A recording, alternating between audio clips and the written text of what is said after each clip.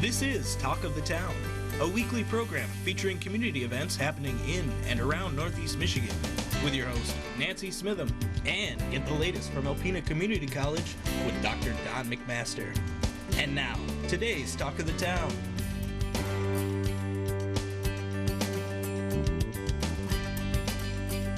Good morning and welcome to Talk of the Town. My first guest today is Jen Dingman from Boys and Girls Club of Alpena. Good morning, Jen. Good morning. Thank you so much for having me today. Thanks for being here, and I know that you were closed down for a while when the governor said everything had to be closed. So what did you do during the shutdown? So during the shutdown, we actually tried to facilitate some virtual programming for our members to make sure that their minds and their bodies and their souls were still, feeling upbeat and positive. So we had a couple staff members that would get on daily and just do different activities, maybe art or a basketball.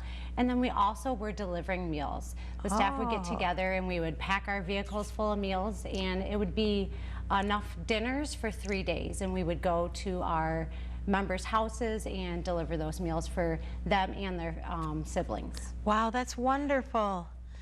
What a great thing to do. And it was really great because we weren't able to just deliver the meals for our members, but for their siblings who may be younger. And in some of our meal bags, we would put educational materials. We received a mini grant from United Way.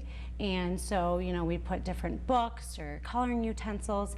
And then also we received a grant from Buffalo Wild Wings for equipment. And so we were able to get 100 soccer balls, footballs, and basketballs. Wow. So our staff, took the time and blew those up. And then when we went to the house, we said, hey, here's a basketball or a soccer ball. Practice your skills and drills and stay healthy. Remember what you learned at the club and just keep practicing. So it worked out okay. And of all the things that come out of this pandemic, the wonderful, innovative ideas and people reaching out to people is the best thing that's happened. It really has. When we opened back up this summer, we had so many people reach out to us and say, do you need gloves? Do you need masks? And we had a couple individuals that made, small child-size masks that would fit on their faces nicely and not bend their ears down or hurt their ears too much. So we really, felt supported by our community during this time. Now you have some enhanced protocols in place. We do. We actually have, during our summer programming, we had 2 part-time staff just there to do some cleaning and disinfecting during programs or when programs were switching. We were doing temperature checks in the morning before the kids were able to enter the building, and then again halfway through the day. And they also had to go through a wellness check. We'd ask them if they were feeling sick, sore throat, cough, things like that. And our summer went really, really good. So what kind of programming did you have? So we were able to still partner with Art in the Loft, and we were able to walk our members there, and they were able to have a culinary experience, but then also a art experience. So with the culinary experience, they were, making cakes or like little calzones. And then with the art experience, they were using oil pastels and learning about texture and different things like that.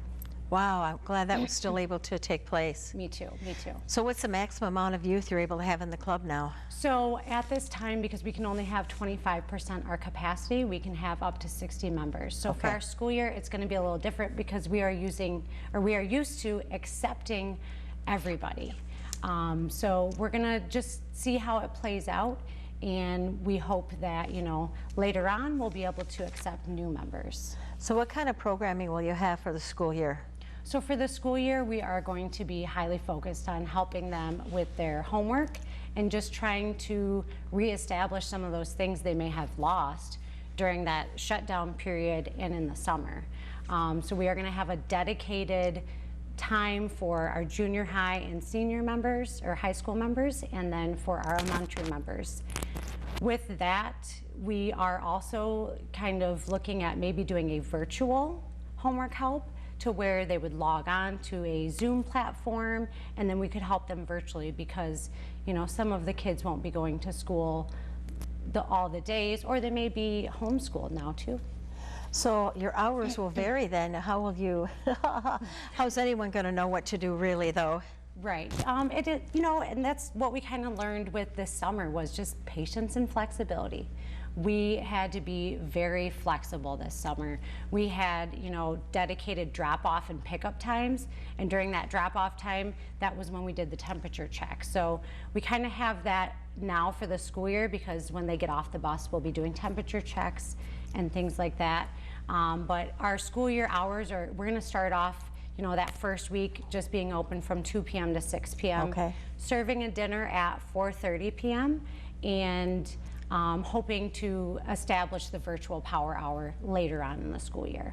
Okay, and as in every organization, no one really knows what's going to go on. No one, there's not even a new normal yet. We still don't know what that's going to look at. So I know the schools, it's going to be a challenge for everyone. And as we talked about earlier, daycare is a real issue too. If kids are only going to be going to school a couple of days a week, or what does the daycare look like for those families? And I hope that they'll take advantage of the club and the hours at the club. Right.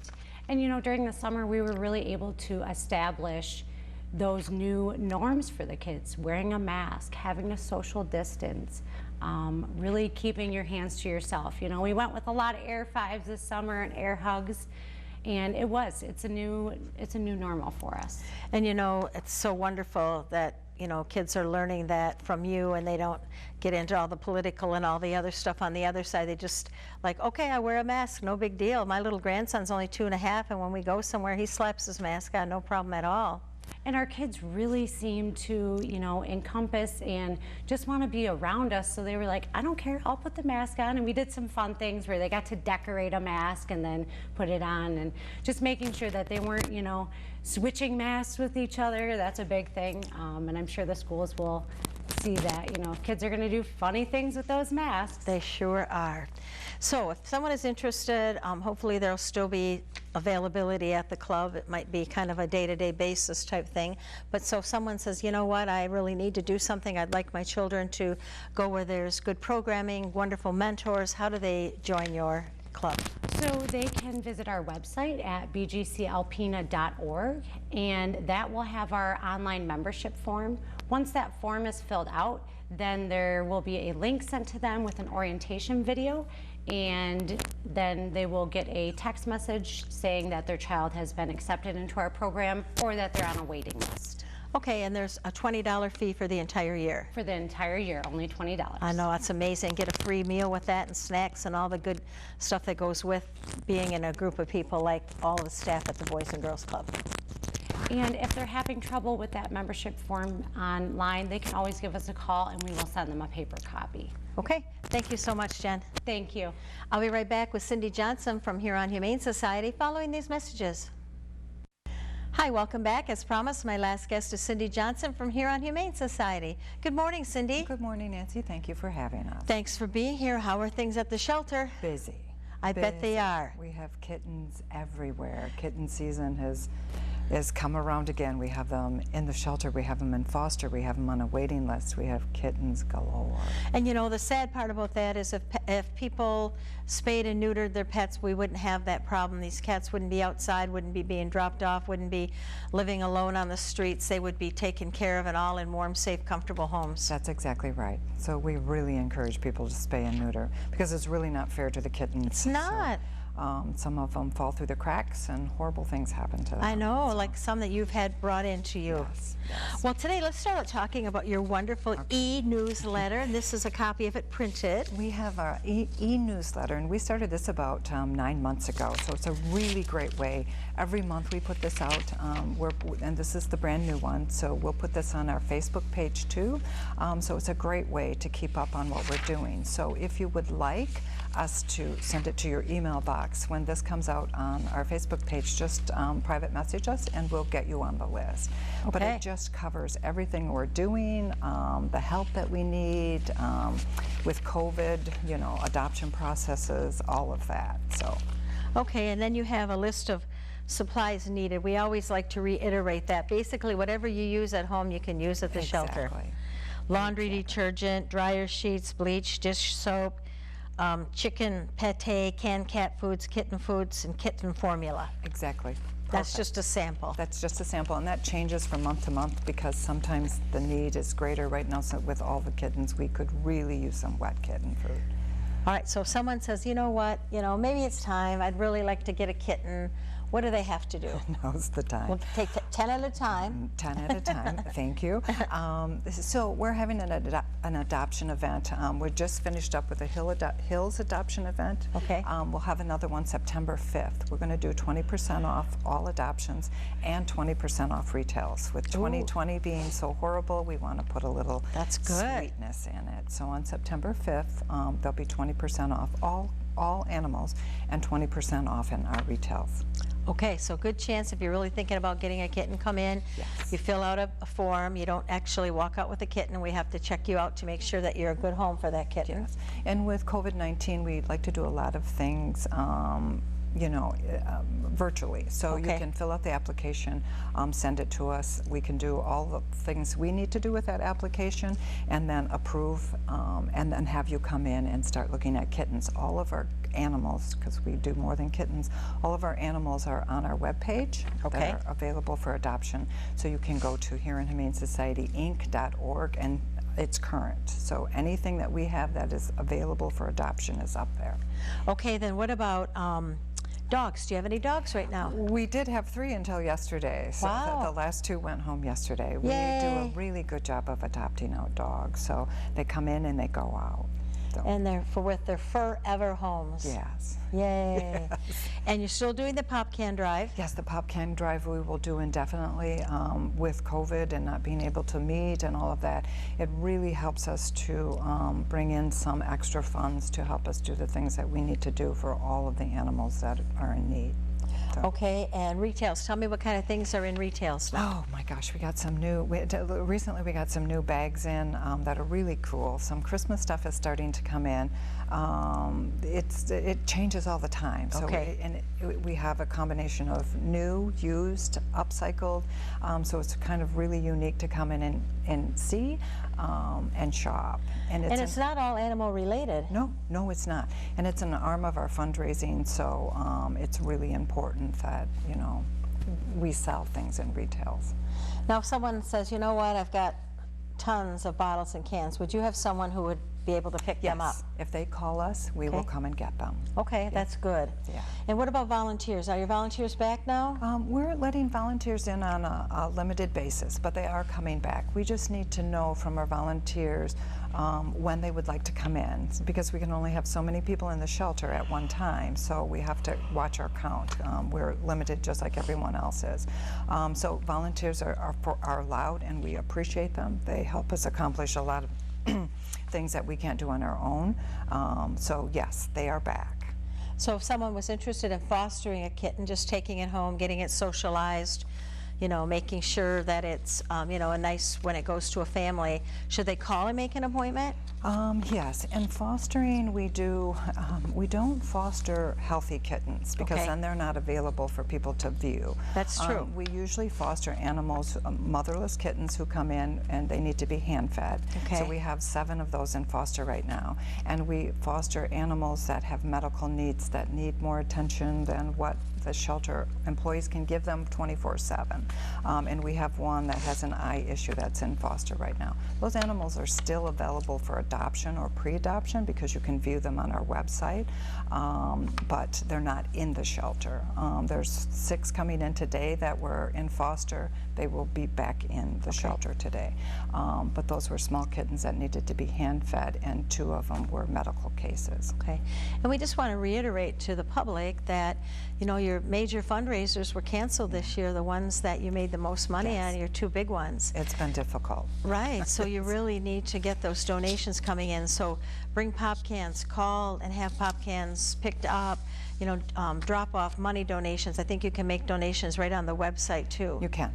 Through our website we have a donation button. You can click on that and it'll take you right to PayPal. So you can make a donation that way. You can send a donation directly to the shelter. You can drop off a donation at the shelter. It's all very much appreciated. And I know last time we talked, you weren't sure, were you going to have any fundraisers, do you think, yet this year? We probably will do something in the fall. A big gathering, I just don't think with the limitations is really feasible at this time.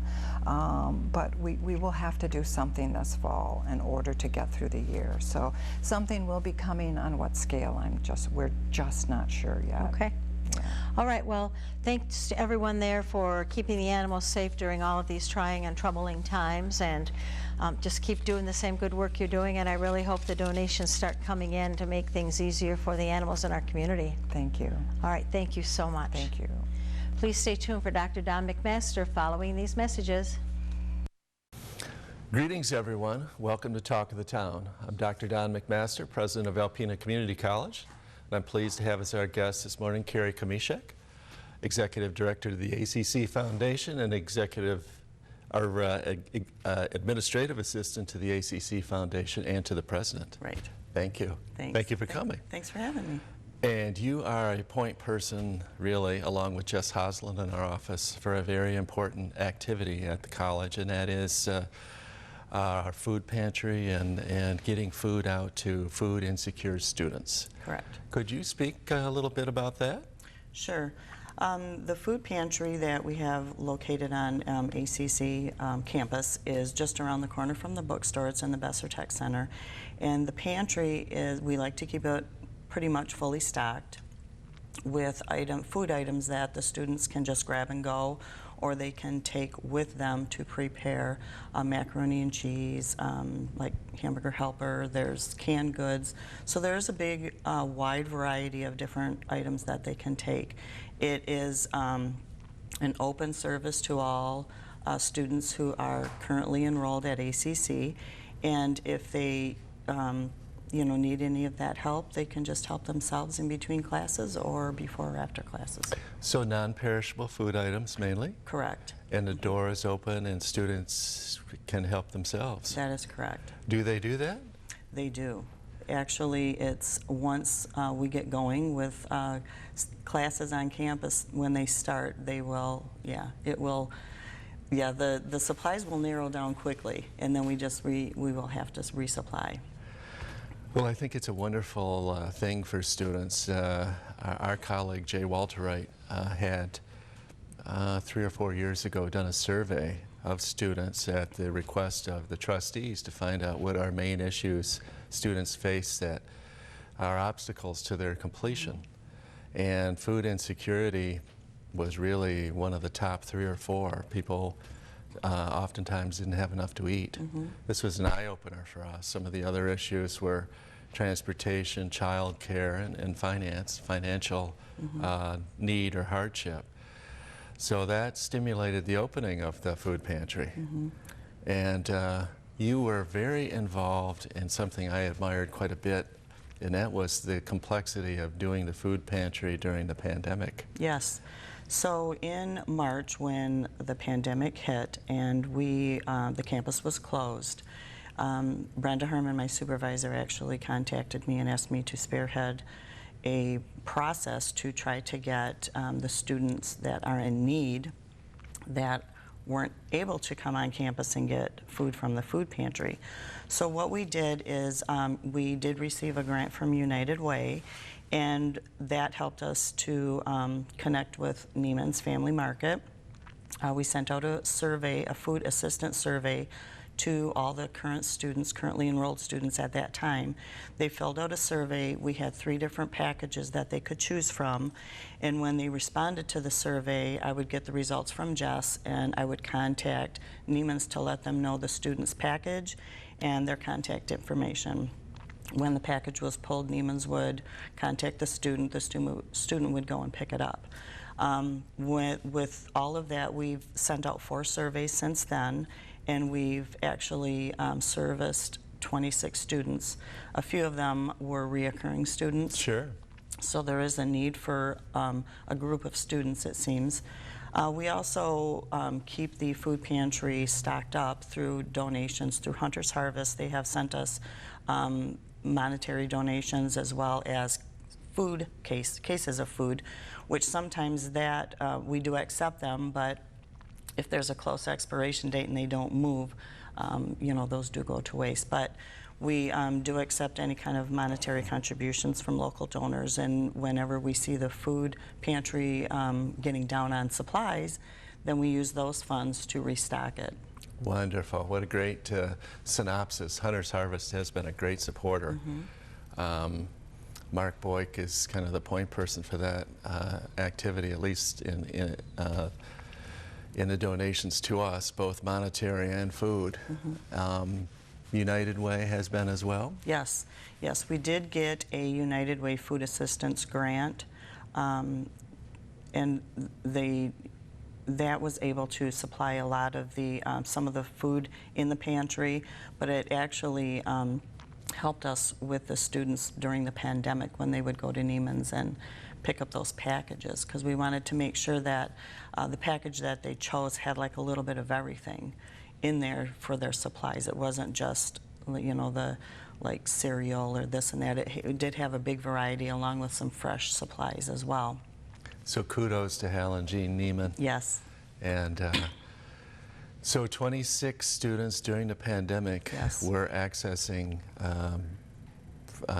groceries that were put together by a survey and by Neiman's and by you. Yes. And then they would come and pick them up. Right, correct. Did you hear back from any of the students? Not really too much, but when I would contact the student to, I had to get approval from them that I shared their information with Neiman's before I was able to give them their number and contact information. And there were so many of them that just thanked me time and time again for the assistance, and they were very, very grateful. That's a wonderful story. It really is. And food insecurity is not a one-off thing. One box of food doesn't satisfy the need.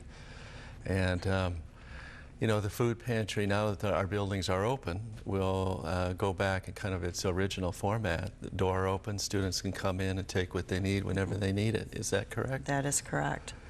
And if somebody wanted to help the college stock the, you know, continue to stock that area, that food pantry, how would they do that?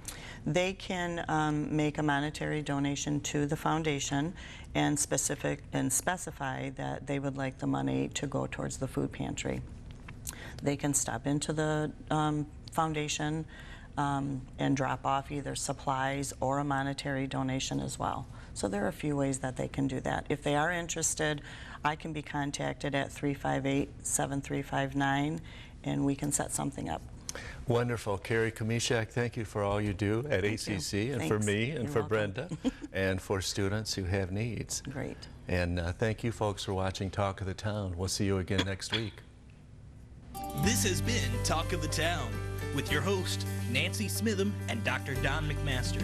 For a list of community events taking place in Northeast Michigan, please visit our website at wbkb11.com and click on our community link. This has been a Thunder Bay Broadcasting Corporation production.